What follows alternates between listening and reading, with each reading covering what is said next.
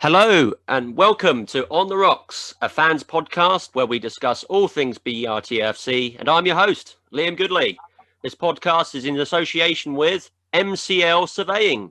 Call MCL Surveying today on 01782 398 108 or email info@mclsurveying.co.uk today to make your move.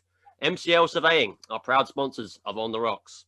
I know it's been a while since our last podcast, but I believe it was worth the wait. I'm pleased to be joined by a current Rocks fans' favourite, the player that divides opinion on whether you play him at right back or further up the field, the one and only Jake Flannigan. Thanks for joining me, Jake. How are you?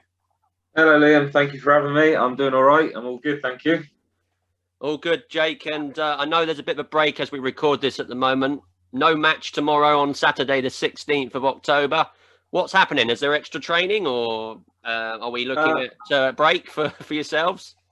Well, training schedule's been pretty much the same, really. We've trained Tuesday and Thursday this week. I think there was talks of having a friendly Saturday, but I think Jack's made the decision to give, us a bit of a break, and there may be a friendly on Tuesday for some of the lads that haven't played as many minutes. But we're still training because I think we've shown it in games at the minute. We're really quite fit, and I think the main thing is we don't want to lose that. So we've been topping up our fitness over training, doing a little bit of extra running. But other than that, it's not been too heavy. It's been pretty decent. I was speaking to you briefly after the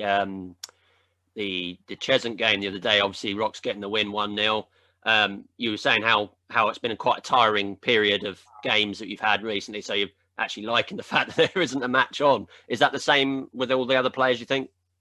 I think some of the lads, I think it's a divided opinion for some of the lads. I think because we've been on a bit of a roll recently, want to keep up their momentum. But for me, on a personal note, I've played a lot of games more than I've used to in recent years. And I sort of, when I do play, I try and play at quite a high intensity. And, in the last couple of games, I've started to feel a little bit leggy, particularly before the game and stuff. It takes me a little while to feel like I'm getting going. So, and after games, my body's a little bit achy. So I think this 2-week period or whatever it is sort of come at a nice time for me on a personal side.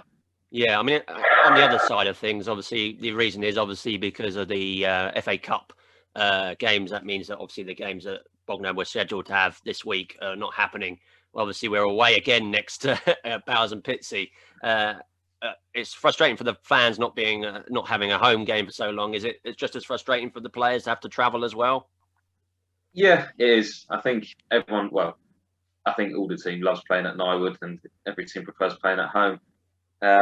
So to keep having to travel on a Saturday is a bit of an ache. But I think you'd rather travel on a Saturday than Tuesday night, really. So, and then there'll be a period when we get a lot of games at home, which obviously I prefer way much more than playing away, because it's great to be in front of all the Rocks fans, and and Nywood is sort of starting to feel like a bit of a fortress, and it must be a tough place to come. So I do look forward more to home games.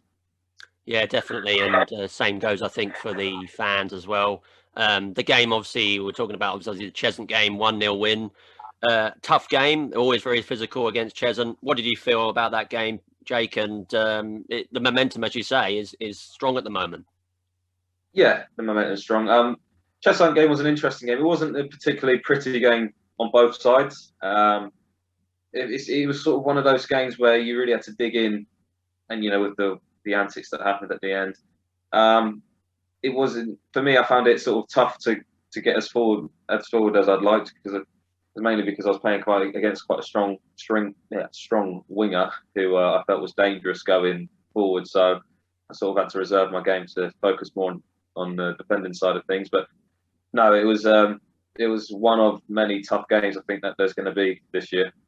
But it's again a massive 3 points to go there. It's not an easy place to go, and to pick up 3 points there is just great for the team.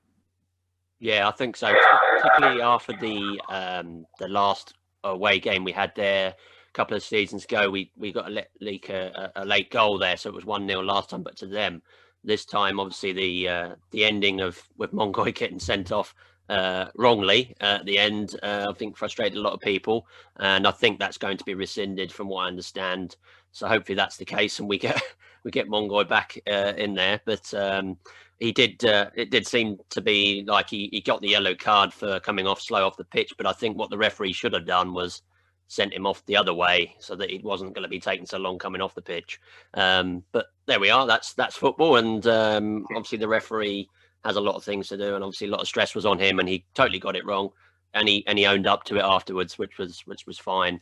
But not a lot of people would know, Jake. Obviously, looking back at your career so far, I just wanted to go back in time a bit. Obviously, not a lot of people know that you started your football at youth level with Southampton back in 2014, and you were at the club until, my research says, 2019. How was this experience for you?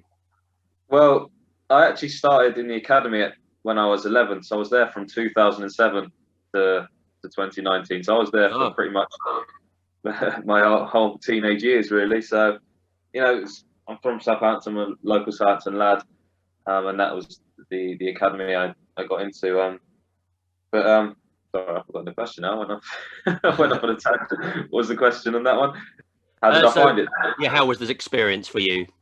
I loved it at Southampton. I think for a youth player, it was the best place to be, particularly in the younger years. The academy's renowned for producing such good players. It's not done so much in the recent years, but at that time it was brilliant for me. And the facility. Well, I started there when I was in probably League One, I think. But even for League One standard, the facility was incredible. And as we progressed into the Premier League, they got a new building and spent a bit of money on the training ground and stuff. So I had everything I possibly needed as a young football player. One I try not to take for granted, but it's a massive eye opener coming away from it. How lucky I really was.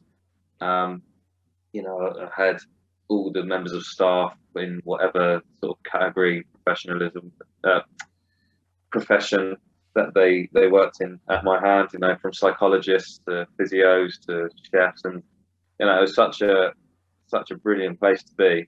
I think I'll always have fond memories of being at Southampton. Was proud to be in the academy there. Yeah, they're pretty renowned for their youth setup there. I know a lot of players that have become England players have now gone on to play for Southampton and other bigger clubs. So they have got a very good conveyor belt of players coming through, and it's obvious throughout the years that they've been able to produce good players at all different levels of the game. And it says in my notes, I did a bit of research. You made your professional debut for Burton Albion whilst on loan there from the Saints on the 4th of September 2018 in the EFL Trophy against Walsall. How did this match go for you, and what an experience that must have been to be given that chance? I think the meaning of the game for me was huge for me, because that was off the period of I probably spent 3 years out on injuries. And that was, I must have been got injured at 19. That game was probably when I was about 22, maybe 23. And there was definitely points before that where I thought I'm never going to make my professional debut. So to finally get in the game and even just have that statistic to my name was just a proud moment for me, more than what people would have originally realised. In terms of the games itself, it was a tough start, I think, for me. It took me a little while to get up to speed, just purely because I hadn't played that much. And but I got to maybe half time, and I was thinking, I'm really enjoying this. That I could play, because I was only due to play for 60 minutes. I thought I could play a whole game. I'm starting to get up to speed of it, and I really enjoyed it. And I always enjoy sort of playing in professional games and stuff like that. It's just one of those things you can't take for granted. No, what would you say is the main difference between playing in that level and playing at the level you are now? I think just in general, the intensity is probably higher at that level, and there's sort of less sloppy mistakes maybe, or sometimes as a defender I feel like I can maybe take more risks against attackers because they might not hurt us as much going forward. And I think just in general the speed of play, the amount of mistakes that are made is reduced, and I think people do things consistently well. in higher levels, which is why they're obviously playing at that level. Yeah, certainly. Talking of Burton Albion, did you have anything to do with the arranging of the pre-season friendly we have with them this year, or was that Robbie or Jack? I had nothing to do with that. That was purely Robbie and Jack, and I was pretty gutted. I had COVID when that game was on, so I really wanted to play in that, but fortunately, it wasn't meant to be. No. Looking at you then joined Havant and Waterlooville and was then put out on loan from Hampton and Richmond, who Bognor are obviously familiar with. You were getting a lot of experience with various clubs. Do you think the experiences at these clubs help you moving forward in your career? I think definitely having those experiences is only ever going to benefit me. You get to play under different managers with different styles of play, and it's always adding to your game. I don't think haven't really suited my style of play, but that's just football, isn't it? They're more of a sort of long ball physical team, whereas Bogner's more get the ball down and play good football, which sort of suits me to a T, and I prefer that. But definitely, I think going to these different places and playing under different managers with different players, it's only ever going to benefit you. Definitely. And looking back at when you've been a revelation and fitted in really well at Bognor. You've explained part of the reason there why that is. Obviously, the passing football that we like to play. But how did the move become permanent from Havant and Waterlooville to Bognor in the end? So, as you said, I was on loan from Havant to Bognor. I think I was maybe at Bognor for 10 games or so. I just really enjoyed my time there. I really enjoyed playing football, consistent football, because I hadn't done that for a long time. And then I just felt the beginning of this season, I knew with COVID and everything, no one's really played any football. I just thought this is my best chance to play a lot of games to get myself up to speed. I'm 25 now, and so I'm not exactly a young player, and I do need games under my belt. And then from that little loan period, I just knew the way Jack and Blakey like to play. I knew the change room. The lads are the class. I love the lads. And I just thought Bognor is probably the best place for me to come. Great facilities, great fan base, pitch is immaculate. So I thought just all round, it's such a good club to come to. Yeah, and I think a lot of players would echo that, obviously, through the years. And are there any regrets for yourself after leaving the Hawks? Obviously, I asked this as you're competing at that slightly higher level, right? Obviously, right now they're a bit higher level. The goal usually is to play at that highest level. Is that? Would you agree with that? I think the way you got to look at it is, technically I was at a higher level, but I wasn't playing there. So I'd much rather play lower level than sit on the bench and watch. So I've got zero regrets leaving Havant. I just want to play football. That's it, and that's what it's all about, regular football. Jake, you have been really successful with the side already since joining initially on loan, as we said, and then making it permanent last year in 2020. What do you put that down to? How do you describe that success? Again, I just think it's just the consistent of playing football, really.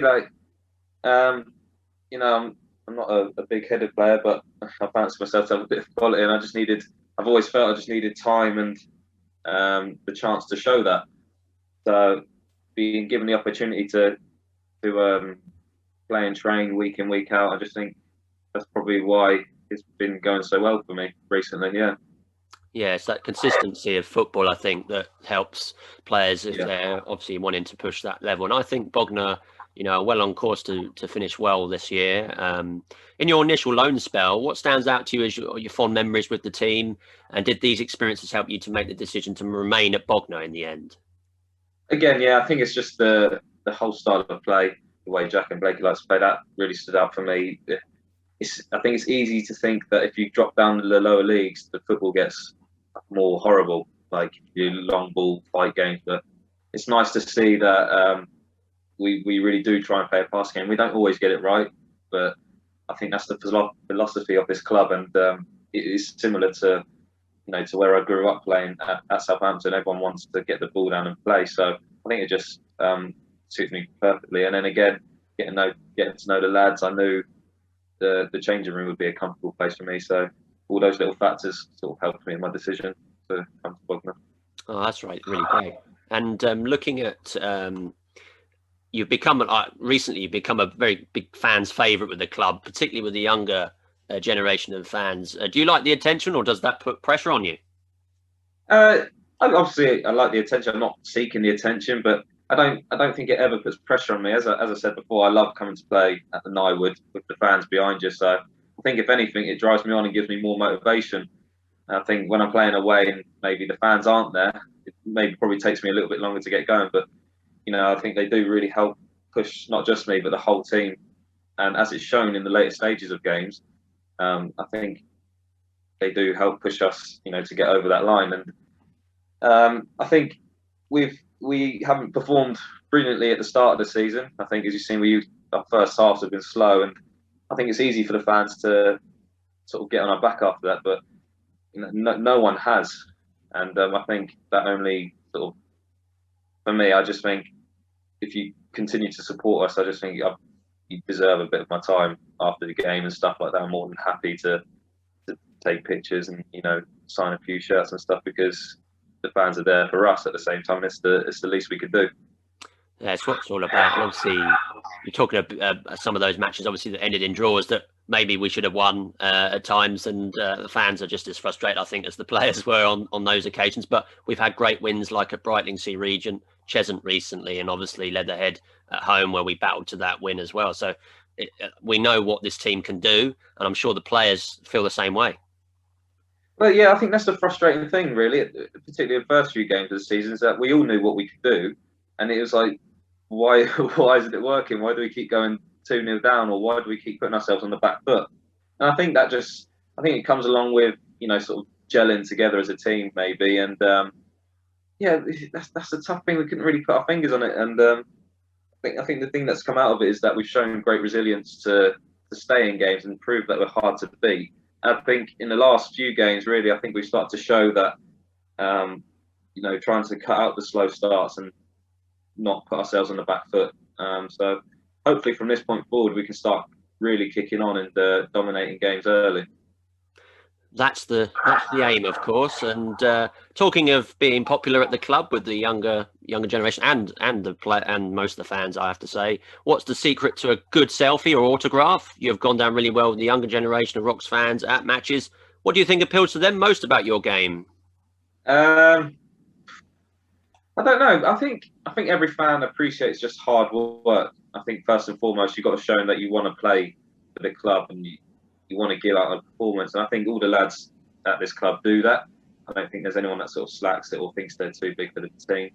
So I think maybe not just speaking for myself, I think for everyone, that we all work for each other and work hard, and we all want to push for playoffs and promotion.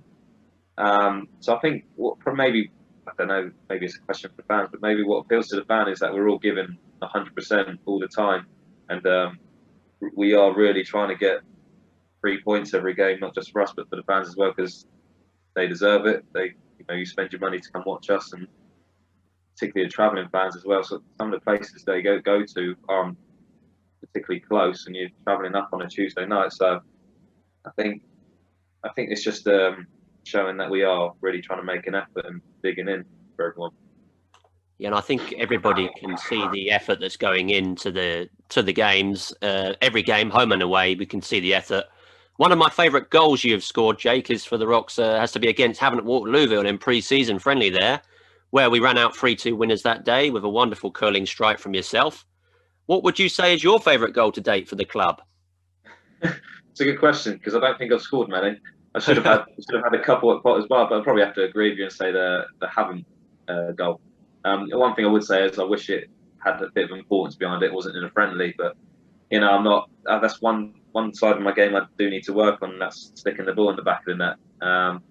So yeah, no, I'd probably say the Havant goal. It's got to be. It was the way it curled round. I really thought it was really good, and it got a great reaction, obviously, because it's a Havant, obviously one of our rivals. Only, of course, it was a friendly, like you say, so it would have been great if it was a cup game or a league game, but that's what we're pushing for, striving for, to get in the same league as Havant. So I'm sure that will happen at some point.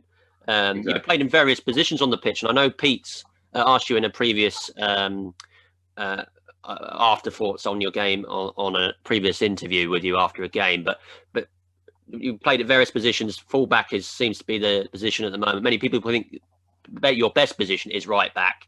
But do you agree, or do you think your strengths are more apparent elsewhere on the pitch, particularly like in midfield that I know you originally play at? Sorry, Liam, that last bit broke up then. I didn't hear that. Oh, sorry. Yeah, so you've played in various positions on the pitch for the club since joining us at Nywood Lane.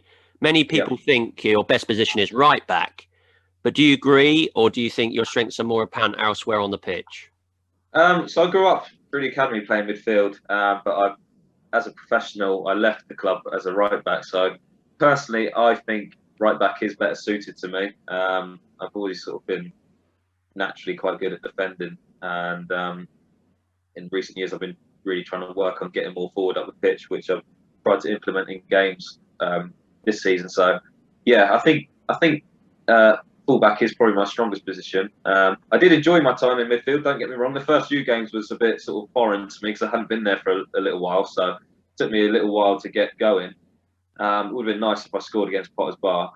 But yeah, I think you get sort of more opportunities to score in midfield and attacking midfield, but I think I'm best suited to right back, and I've enjoyed my time playing there.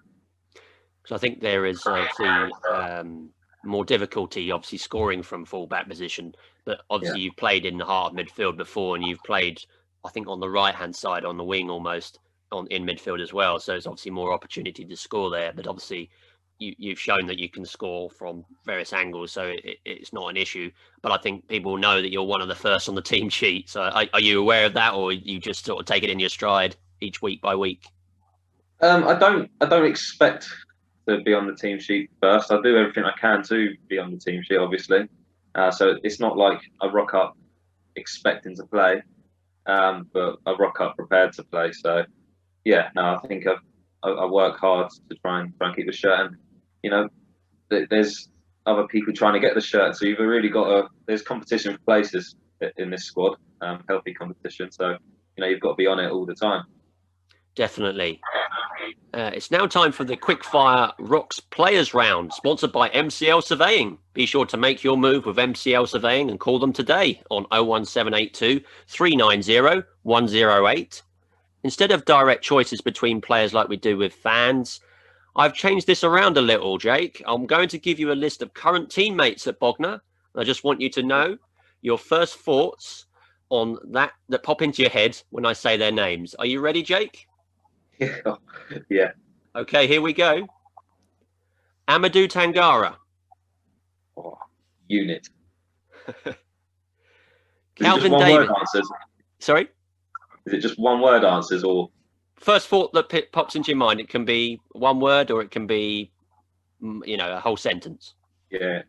Calvin Davis.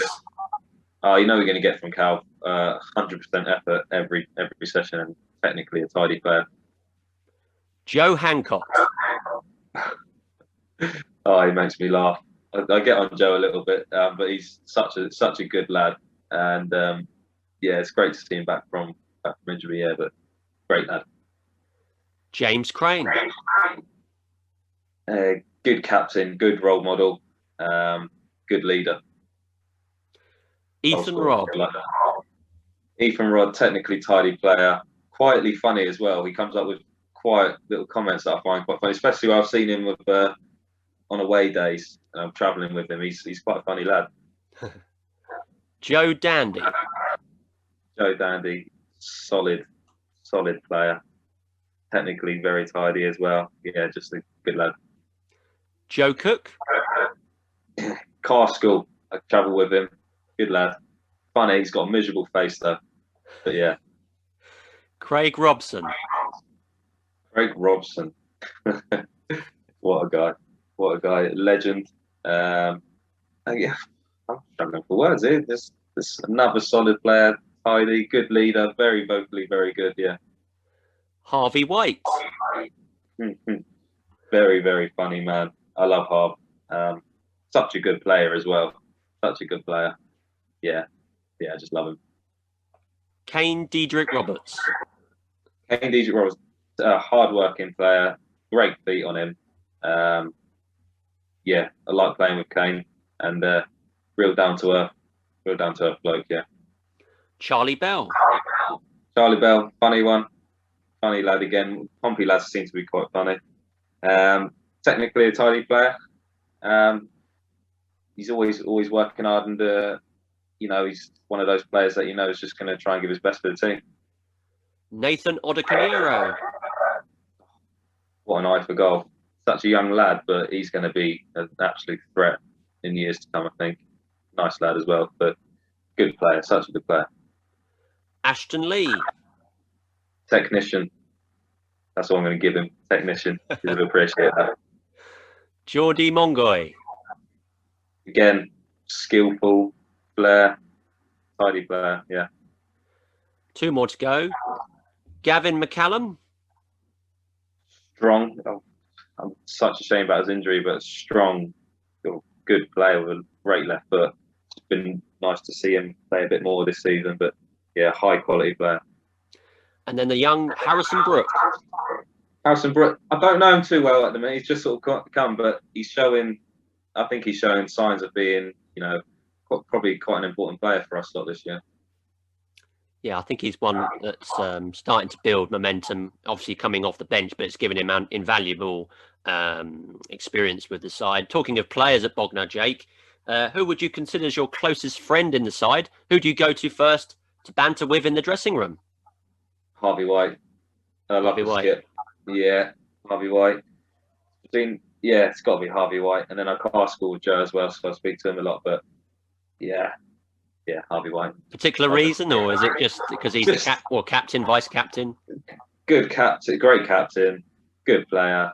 But he just makes me laugh all the time. I think I make him laugh. But yeah, no, he's the first one I go to have a crack a joke with. And he's easy to speak to at the same time. If it's a serious subject, you can go speak to him about absolutely anything, and he's just always there for you. Oh, that's good to know. What goals do you set yourself now for the rest of the season, and perhaps beyond with the Rocks? Is the aim to make the playoffs this season, or are we going for the title? I think ultimately promotion is a real target for us. I think we've got to sort of realistic goals. We're a young squad, but I think we can definitely make playoffs. That should be our main target. But I mean, if we carry on this run, there's no reason as to why we can't push, to win the league. But like I said, we've got to be realistic. I think promotion throughout the playoffs would be our main target. That's what the hopes is for the fans, I believe. A lot of people comment about the passing football, like we've spoken about. We tried to play, and the importance of holding possession. It doesn't always work, but when it does, it's amazing to watch. I thought a good example of this was at Brightlingsea Regent recently in our 5-0 win there in horrible conditions. What are your thoughts on Bognor's style of football?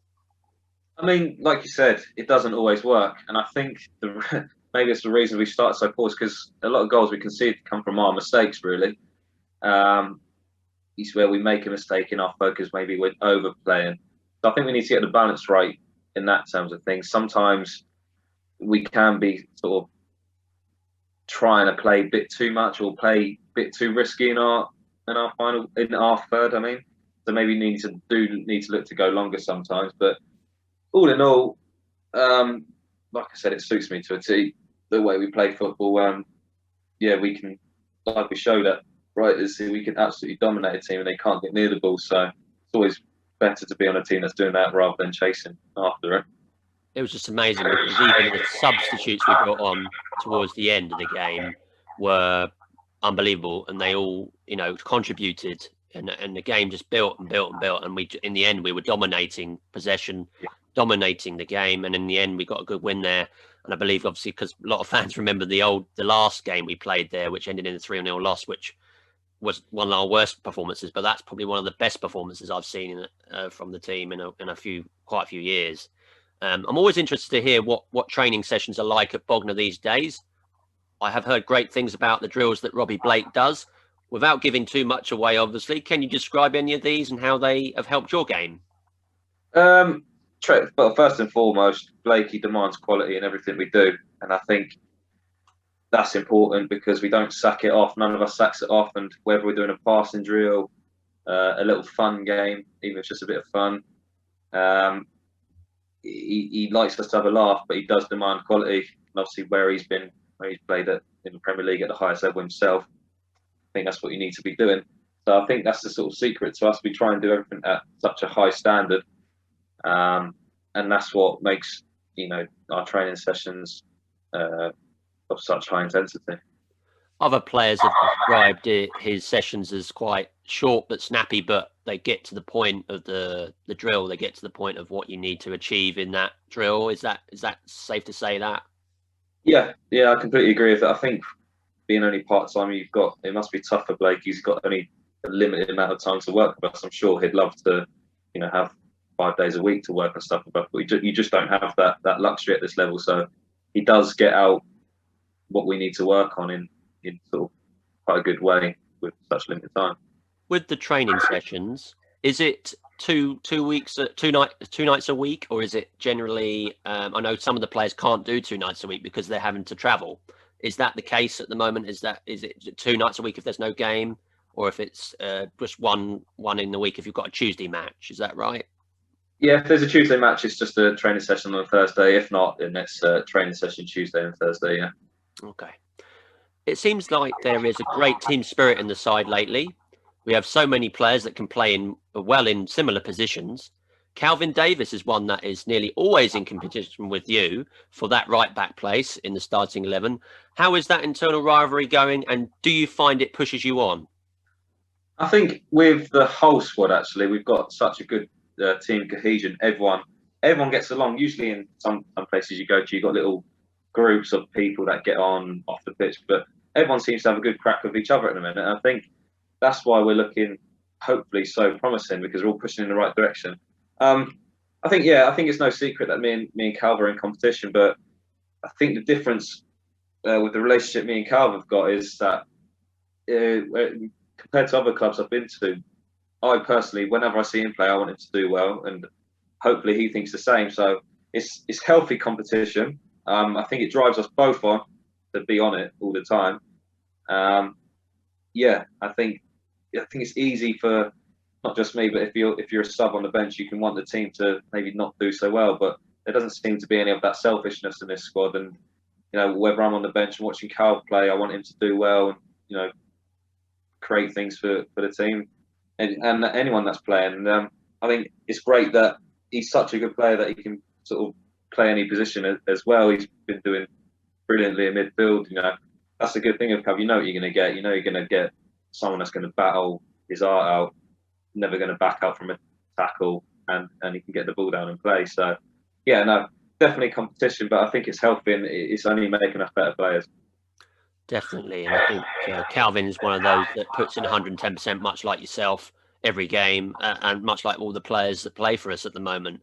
A question that one of the fans asked me is, when you look back at the season so far, the players you've come up against, obviously some of them are quite physical, some of them are quite fast. But who would you say is the toughest opponent so far you've faced as a right back?